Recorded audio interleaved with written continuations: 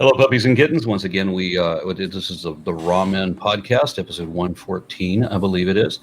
And this time, we're talking about an atheist refugee program in Turkey. And owner, and is it Selin? Yeah. Okay. All right. You guys represent this organization. Please explain your respective roles. Specifically in this project, right? Yes. Okay. You want to begin? Please. Okay, well, Selin and myself are both founders of the organization in Turkey, the Association of Atheism. It's Atheizm Derneği in Turkish. And we have been active, I think, for 6 years. For 6 years as a registered legal NGO. And we have seen that there is a need in our country because we had lots of applications coming in, and we just wanted to come up with a program. And as far as myself, I live in Canada, and Selin is currently in Turkey. And why don't you introduce yourself? Okay. Me? Okay. My name is Selin. As Onur said, I'm one of the founder members of the Association of Atheism in Turkey. I've been living in Turkey since 2009, I guess. I'm 25 years old. I'm a translator and a teacher. Well, and when it comes to this project, this whole NGO volunteering thing, especially the secular part of it, obviously it has a very personal, it's a very personal case for me because I'm also an atheist and stuff like that. But this project in specific, for example, I care a lot about my freedom, and when you see people coming from countries that you can be persecuted just simply for not believing, for example, in Iran, one of the cases that we took care of was a case of a man who had to escape persecution, probably execution, simply because he had a blog with his atheist views written in it. So in this project, we're trying to help those who are currently in Turkey, who are trying to find some refuge to get their freedoms back. And when you hear all those stories, maybe we're not going to be able to save everybody, but we're determined to try and do absolute best, because when you hear those stories, when you see those people and all these human rights that are being violated, and people losing their freedoms just because they don't believe, you can't just look away. It's like getting punched in the gut. So not just as atheists, but also as humans, we want to do the best that we can. And Turkey is a very important location because there's a very high amount of people who kind of flee to Turkey because that was the first place they could go without any visa restrictions. People coming from Iran, which is I think it's our neighbor, but like we have a border with them, and they can get within the borders of Turkey as tourists without any visa restrictions. So yeah, we're trying to give these people their freedom back, basically. Yeah, and the way how we are planning to do it is that currently in Turkey, the latest numbers say that we have around 5 million refugees, asylum seekers, and some of them are naturally atheists. And Turkey, for the past 2 decades, unfortunately, has turned into a pro-Islamic country, no longer a secular state. That's a fact. Now, what we want to do is these people are having very hardship to find accommodation to find jobs because they are being alienated, they are being discriminated against. Not only because of being refugees and immigrants, also being non-believers and infidels in a prominently Muslim society. So, on the other hand, there are secular, modern Turkish people who also like to help these people, to accommodate them, to give them gigs or jobs or occupations if they can.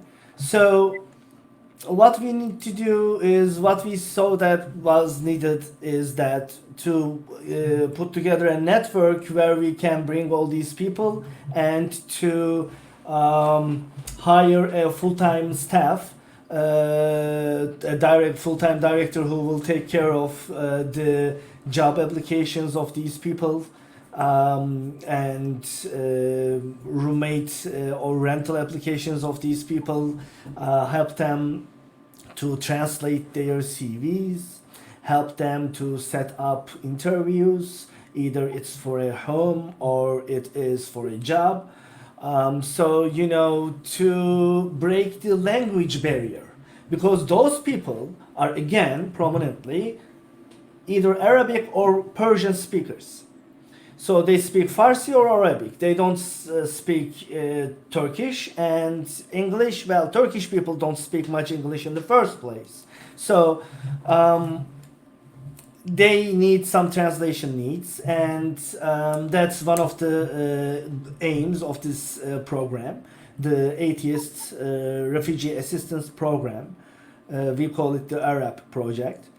And now another thing these atheist asylum seekers need in Turkey is sometimes they need financial help. This program is sponsored by Atheist Alliance International, Center for Inquiry, and Atheism Derneği. So we do not give funds and financial support in that regard, such as groceries, rent, and that kind of support. But what we can do is, what we assist and help with is to forward these people in need to the right funds and international organizations. There are a few in Europe, there are a few in North America, where they can apply, state their case, support it with evidence, and apply for financial help if they need in such need. So we kind of still try to assist them in that regard, even though we cannot give them direct financial support, because this is not what this program is for. You said this was supported by Atheist Alliance International. During the brief stint where I was president of one of the subsidiaries, Atheist Alliance of America, I've received a number of distressed messages from people that were hiding out in Turkey, and trying to, or other places, trying to get extracted from wherever they were, trying to get someplace to become a refugee, to get out of there, whether it was Pakistan or Iran or whatever the situation was. And it was very frustrating for me to not have any connection, to not have any direction that I could give these people, when they would take the extreme measures of already being hidden out somewhere. They've already made the move and compromised themselves before reaching out to me, as if, I don't know, there was a couple of people that seemed to think that I was going to be able to send them a helicopter or something. And of course, that was just never in my power. So it's good to know that there is at least something now that we can point people to when we get these kind of messages. And you mentioned that there was a network already in existence. I would love to be in communication with such a network of people to see how we can better smooth out this process. We would love your help and support. And I think we all need to collaborate. That's another reason why we came up with this project, because I think, Selin, correct me if I'm wrong, but I think our inspiration was the Secular Rescue Project of Center for Inquiry, and then there was the Atheist Asylum Project of Atheist Alliance International. I was the former president of AAI during that project, and I admired what we did, and I was like, well, this should not stop. It should continue in other ways. So okay, let's take it on. And it And be happening in a country like Turkey with all this trafficking of a lot of refugees. Some of them in order to stay in Turkey, some of them in order to have what they call in the UN a third country asylum application. yeah, Like as a first step, because the society in Turkey has become very radical when it comes to Islam. But at least you don't get persecuted just for being an atheist in here yet. So so for many people, Turkey was like a little bit of a better place, at least for now, because at least they can get here across the border without a visa. So since this is like a station for so many refugees, so many secular atheist refugees, then I think it's very important that we have, let's say, a branch of this kind of project. People in here that they could actually just get on a bus and go to that place and to see it face to face. People who are supposed to help them, because some things just don't quite work on a distant relationship. They're like on phone. So the situation that, as I understand it, is that a number of people are fleeing into Turkey because they're trying to flee the persecution in their home country, and the persecution in their home country is usually coming from the imposition of Islam. Is that correct? Yes. And now Turkey is being effectively Islamified and radicalized, and is in fact the only country on a list, an international list of countries on whether they accept evolution, because of Adnan Akhtar, also known as what is it, Harun Yahya? yeah, Yeah, who steals all of his information from Answers in Genesis and then puts Allah in it instead of Jesus, and then republicizes it, and is the leader of the misinformation directive in Turkey that has made that country the only one more ignorant than my own. you're an expert on this topic, so I'm not surprised you know him. Yeah. By the way, the constitution hasn't changed that matter. Like in Turkey, technically, we still have a complete separation of religion instead, like religious affairs and state. And the constitution clearly states that you have freedom of religion, including freedom from religion. So looking at the rules, it's not a Sharia country, but you see how much religion is involved in politics, and how much people discriminate people for not thinking like them or believing like them, and you do see a lot of governmental pressure on schools, on curriculums, and you see a lot of people discriminating people who are different from them, and they kind of get away with it, despite the fact that in Turkey we do have laws against discrimination. But somehow, because maybe also the judge is religious or something like that, they try to do absolutely the best they could to find something like a loophole in the law or something, so they could get that discriminator to get away with it, and they succeed most of the times. I'm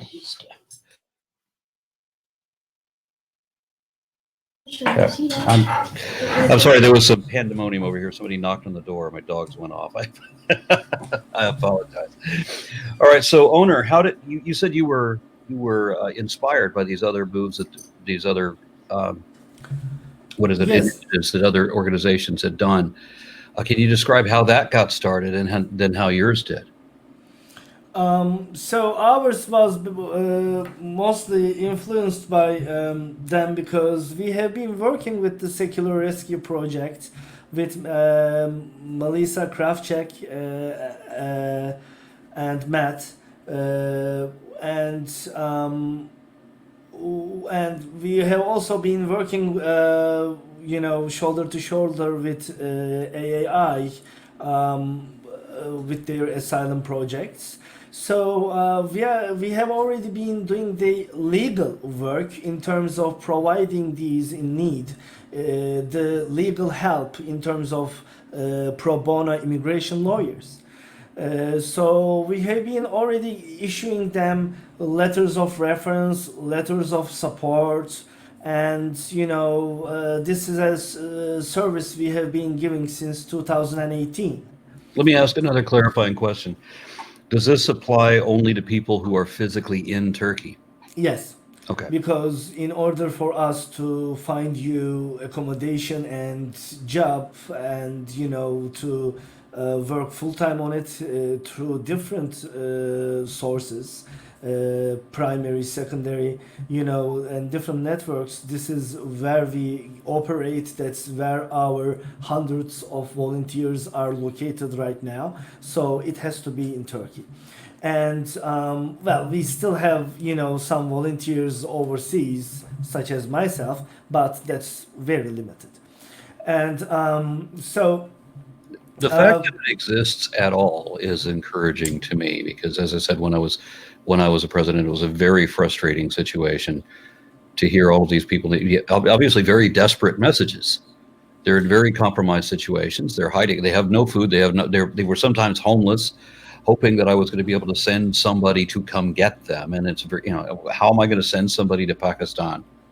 There was just no way to do that. So to have a realistic channel to get through for somebody in this situation is a very good idea.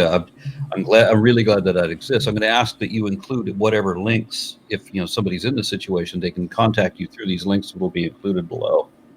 yes, you can visit our organization's website and the appropriate page. However, our web page is the English part of the web page is still under construction, so it's in Turkish only right now. But we have a GoFundMe page under the project's name, and we have detailed information including the financial specs of the project program. So I would like to ask people who are interested to click and read that, and I hope you'll share it in the description somewhere down there, and maybe they can see that. And if you like to help, we will be more than happy because we need your support. Now, getting back to the project, so there are a few things services we would like to give to the atheist asylum seekers in Turkey. As you have mentioned, yes, number one, you have to be an asylum seeker, not just an atheist, an asylum seeker. No, an atheist asylum seeker. So that's number one. And how do we understand if somebody is an atheist asylum seeker? You bring us your asylum documents, and then in your basis of claim document, in your narrative, somewhere it describes that you are a non-believer or atheist or whatnot. So that's how we verify it. Now, there's a twist to the whole program. Another thing, unfortunately, I have realized during my time in AAI is that most of these emails and calls, when you looked into it, turned out to be fraudulent or not so true. And then we discovered that yes, people want better, life, better economic standards, better life in general. However, we have seen that many poses as atheists, even though there are, we came across many false, fake cases, and unfortunately, that was almost half of the cases we looked in. So all you got to do is just ask them if they blaspheme the Holy Spirit. Well, no, that only works with Christians. So what we decided that is that we need to do some verification process. So that is necessary. So that's another thing what we do. We verify their claim by legal documents and sources or secondary sources. So we verify the documents so we know that it's legit. So it's not just a claim. And then we would like to work to find jobs. By finding jobs, what we mean is translating their CVs and documents, as I mentioned before, and also posting ads or applying to jobs which qualifies for them. And another thing we would like to do is do the same kind of cross-posting and help in terms of looking for rental ads and roommate ads, especially in the secular groups on social media networks, platforms, I'm sorry. And then also provide them with legal help in terms of giving them the pro bono immigration lawyers that are volunteering with our organization. So, and also helping them to where we do not provide pocket money or allowance, but we can forward them where they can apply for scholarship applications, allowance, pocket money, rent support, that kind of international organizations, especially helping seculars. So even though we don't do that, we can assist. So yeah, that's gonna be the whole scope of the Atheist Refugee Assistance Program, and yeah, I'm hoping that it will come to life within a few months or less in 2020. Okay, so if people are in Turkey right now, and they can show that the reason that they are refugees is because, or is directly related to their lack of belief, I guess specifically in Islam. Is there a channel for them to go to right now that exists today, or are we looking for some date in the future when this will be active? All they have to do is to contact our organization through any channel possible, any platform possible. It doesn't matter if you reach to us through Facebook or one of our WhatsApp groups or And social all those media, links, email, all those wherever links you feel, however you feel safe. But obviously, it's going to be much easier when we find that full-time worker or part-time worker that also speaks Arabic or Farsi, because it's going to be much easier to communicate. Sometimes I try to communicate with those people, and they usually have a very minimal level of English, so sometimes it's very difficult. But at the end of the day, this project is trying to give them, as you said, actual help, because those people, again, as you said, they live in really compromising situations, and those people, actually, I find those people very brave, because for the sake of their freedoms, they made tons of sacrifices. They came to this country where they don't really know anyone, they don't know the language. They flee their home countries, letting go their comfortable beds, maybe, willing to live in poverty for a while, trying to look for help, and sometimes they can only look for help when they're already in here. So I see those people as heroes, and I don't want their dream of freedom to shatter. And in order to avoid that, we need to give them actual help. Outstanding. So I would request one more time, every means of contact that they have online, please provide those links below. Just make sure everybody's got it. And then, are there any closing statements beyond that? Oh yes, I forgot to mention one thing, which happens to be the most important of all. Now we are looking for a full-time employee, full-time staff, who is gonna work for this program, and what we are looking in that person is speak Arabic and Farsi fluently, and also write, and also speak Turkish and English.